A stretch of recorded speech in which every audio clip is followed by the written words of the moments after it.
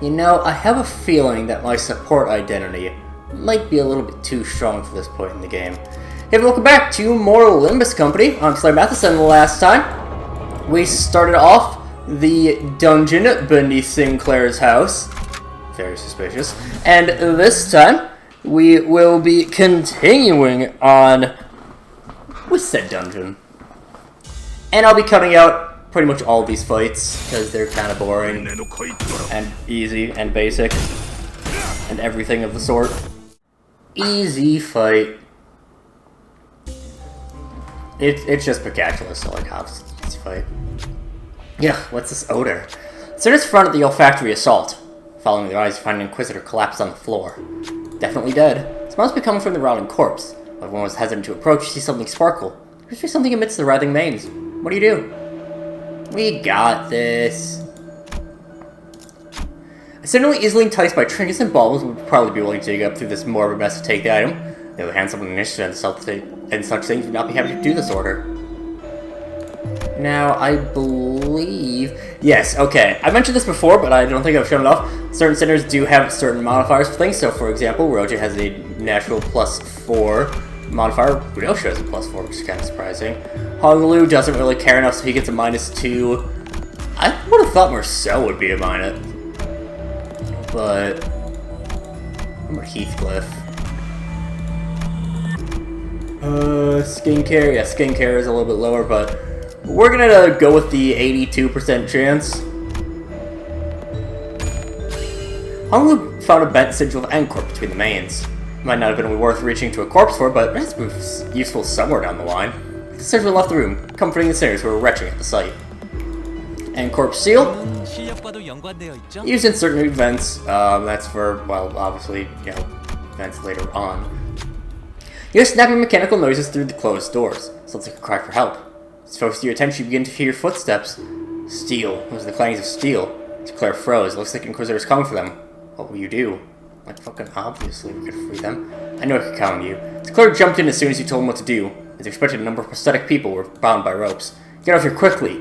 As soon as he untied them, they hurriedly ran out of the room. Ah, the heretics. We were a little too late to leave. The Inquisitors shouted as they entered the room. Seems conflict is unavoidable. And we get another potential sign for this fight. Even with them having a whopping 4 attack power up for no goddamn reason. Not too bad. That is the third stroke for Sinclair's sign. The passage was red hot. Yeesh, that melted my shoes. Sinners carefully approached the road only to retreat from overwhelming heat. Something was written on the sign from the passage. Prove your humanity, and through weakness and separation, steer a path with mobilization. It took no time at all to figure out what that meant. What will you do? I'm just gonna present the seal. We proved ourselves already, haven't we? Sinners suggested. We might even bore proof. Right, the seal. Then the seal on the sign caused the passage to cool in an instant. We were able to tread without a problem. Yeah. Pretty simple. We're just gonna keep on going through. Boss fight up there, but we are going to keep going around. See a pedestal door with the engravings of a nail and hammer. Must have something to do with Ancorp. Sinner mutters and you agree. Try to get some info on Ancorp, or... Hell yeah. Upon the pedestal was the tome of the Ancorp Inquisitors we're often seen carrying. Take the chance to peek a few pages of it. Ugh. The insightful content only give you a headache. Decide to hold on to it now for now and read it later. Lose 5 SP on using Pride Skill, but boost the damage by 5%. It's fine. Not the best, not the worst. It's just kind of fun. Honestly, it's kind of unfortunate luck that I got so many IDs that, like, I kind of have to pay attention to in order to fully make use of between Deviat and Dietchi. Ah well. First world problems. I swear. These fights are getting easier and easier, it feels like. I mean, obviously, that tends to happen when you have enough, Ego resources to always have your passives active. You find a row of glass containers at the corner of the main area. Inside them are dried organs, pieces of life showing active movement. Attractive display. The containers can be opened easily. You can take one of the pieces if you want to. What will you do? Let's check what these all do.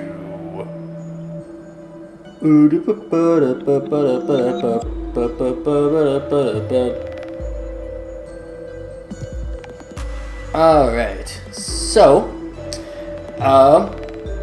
we're gonna take the tongue. Something tongue attracts your eye. You open the container and grab it, flaps in your palm. It feels like the tongue is mocking you, so you try to pick another one, but the other containers won't open, so you can only take one. You have to take your leave with the item you chose. The sniggering tongue, extra damage 1 after a 1 clash. The hand gives you 2 attack power up to allies at 25% or lower health. And the skull, and the skull gives you the sparkling skull, which is if you took 10 plus damage last turn, heal 5 to 15 HP. Which is really nice. It is the transformed Ancorp Inquisitors still guard at the gate. You have to attack, but they don't appear to be hostile in any capacity. Only exceptional ones are allowed in this place. The capacity will prove yourself worthy. Now, you're not actually sure what they mean by proving yourself. What should you do? Should have done that, but whatever.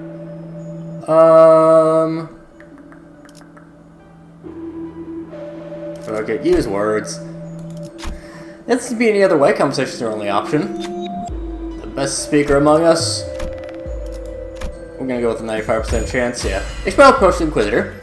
You, well spoken, your words were persuasive. As well as parlance, the Inquisitor opened the gate before us. Or for us. Just not before us, just for us. Another boss fight. Oh shit, how did I miss that? Passage written above the large gate. Only those who repent may find motion. Thorn yourself, atone through flagellation. What's the wants us to impale ourselves on spikes? Well, you do. Oh, fuck it. Someone will step on the spikes to impale their own limbs. Oh, Heathcliff! Heathcliff stood on the spike-laden device. He quickly nodded when the sinner looked back with troubling eyes. A terrible scream echoed through the hall. Soon enough, the door rumbled open. Then an orbed sigil was waiting to be picked up, so the sigil ushered the impaled Heathcliff out of the hall. Token of Atonement? Fuck, that's literally useless for us. That would have only helped Hong Lu. Ah well. It's not the biggest deal in the world. Like, oh no, I technically missed out on a little bit, whatever. It's fine.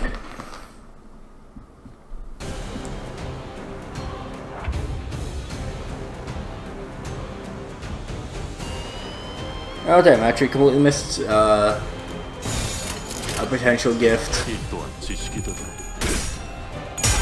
Ah well.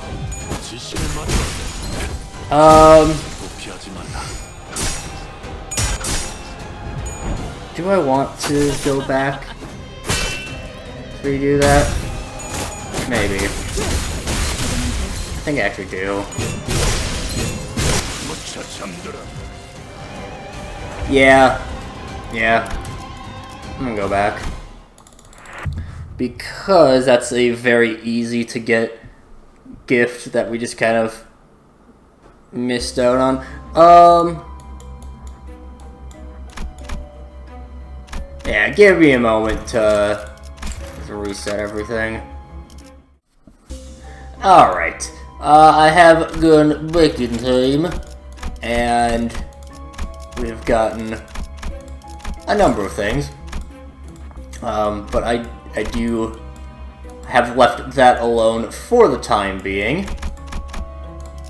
Because we first want to go up to this boss fight.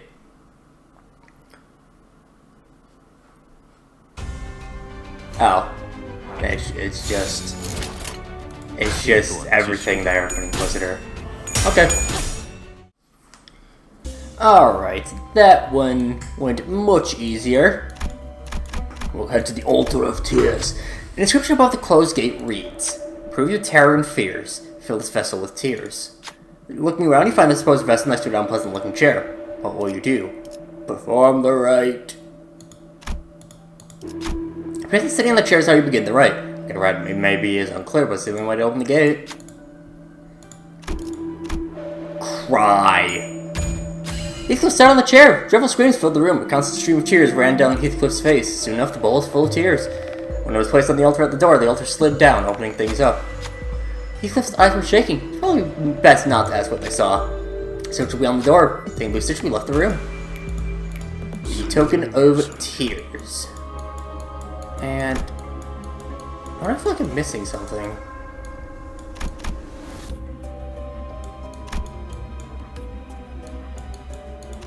I feel like I'm definitely missing something.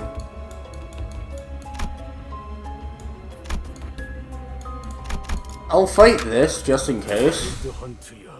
But I'm pretty sure I'm missing something. I realized what it was.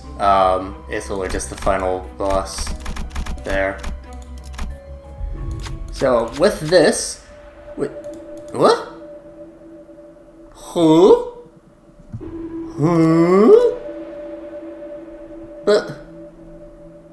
Huh?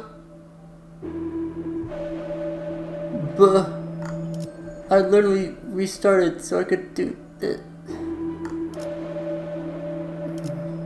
Okay.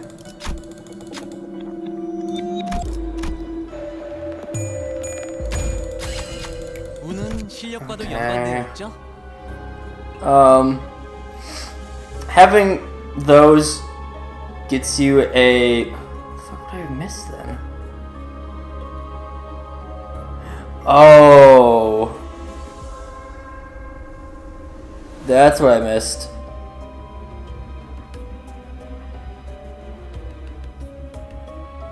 That's what I missed. Okay.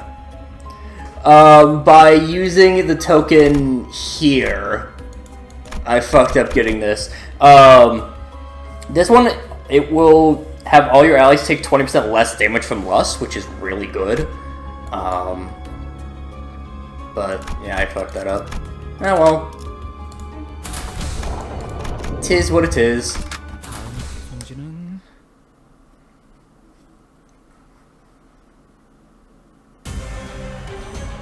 Which then brings us to this lad here. The Slithering Inquisitor. Again, it's just instincts. Also, one thing before I go into the reading of this guy's observation logs. I mentioned before that all of the season IDs / bad end IDs / whatever you want to call them have unique effects. Spice Bush Yisong, and I guess technically G Corp Gregor is one, but neither of those have any special effects. But One New Shell Grip, Sinclair, Pekod Captain Ishmael, Wild Hunt Heathcliff, Major Lamanchman and Don Quixote, and presumably whatever Hong Luz is going to be in like a month or so. Yeah, as well. Anyways, you gotta be kidding me. Why do I have to observe this thing and write a log about it? I hate this kind of stuff. Reptiles, bugs, and all that kind of critters. Can't stand it. Not you, though, Greg, sweetie. Anyway, still gotta fight this thing and all, so I get my share of looking. First off, that's a whole lot of snakes. They have these huge serpents instead of arms, and keep flicking their tongues. Are those the fingers? And that's not all. Smaller snakes were poking their heads out of the armor too. Isn't the whole suit filled with snakes? Yikes, I want to unsee that mental image. This can't be real, this gotta be some kind of joke. Can you believe it? The serpent for an arm grabbed me! I just can't cool down. That arm, I mean, huge snake stretched all of a sudden and coiled around me. That cold and slimy thing touched me. I didn't care that I was about to die. I was so grossed out to even think that. I was gasping for breath, strangled by those things, and then, all the small snakes hanging from the body started rushing at me. All those bites and stings and tears. What a mess that was. I remember when I died or when I got back, but I remember never getting that image out of my head for the rest of my life. Dante, darling, could you please let me stay behind next time we fight these? Well, I'm sure I don't need to remind you, Dante. You should be selective about improving quests from sinners. Are you underestimating your executive manager? If that's the you position yourself, you will do so, front or back! Do you understand? I love how much of an obvious, shameless bootlicker Otis is. It's hilarious. Those snakes, they won't even die. I could have sworn I finished it, but it was still standing, flicking its tongue. It's some kind of last stand or what? Like, don't you have to be alive to show endurance like that? How do dead things even stand their ground to fight to their quote-unquote last? It creeped me out so much I can't even. It'd be tolerable if they weren't snakes. And ironically, Roja has a snake ID. The Sea Branch High Show Pack Season 6 is he got snake arms. There's like those News was like, yo, I hate this, becomes whatever. And the obvious one is with T Corp Rogia, you know, I hate tax collectors, becomes tax collector. This one's not brought up as much because people don't read the observation logs because, like, understandably, they're really dumb to get into. And then you can't get into them. But I hate snakes, becomes snake. It specifically is snake arms, too. That's got the problem with. Ah, well. Can you roll tail? Thank you. Now, the ideal thing for me, the very Yi-Song thing for me, would be to have the, oh damn. Would be to have the other DFG members before I reach Kanto 6. Because Kanto 6 is really, really benefited by syncing. It's plenty of time before then. I think I mainly just have to remember to do my mirror dungeons, because I haven't really with this account, because normal mirror dungeons are boring as fuck. So that'll be just something I can throw together or whatnot. But that'll get me a bunch more, gets me a decent chunk more experience, that gets me further up on the battle pass, that gets me more ego crates, which means more ego shards, gets me more lunacy, which means gambling. All around good stuff.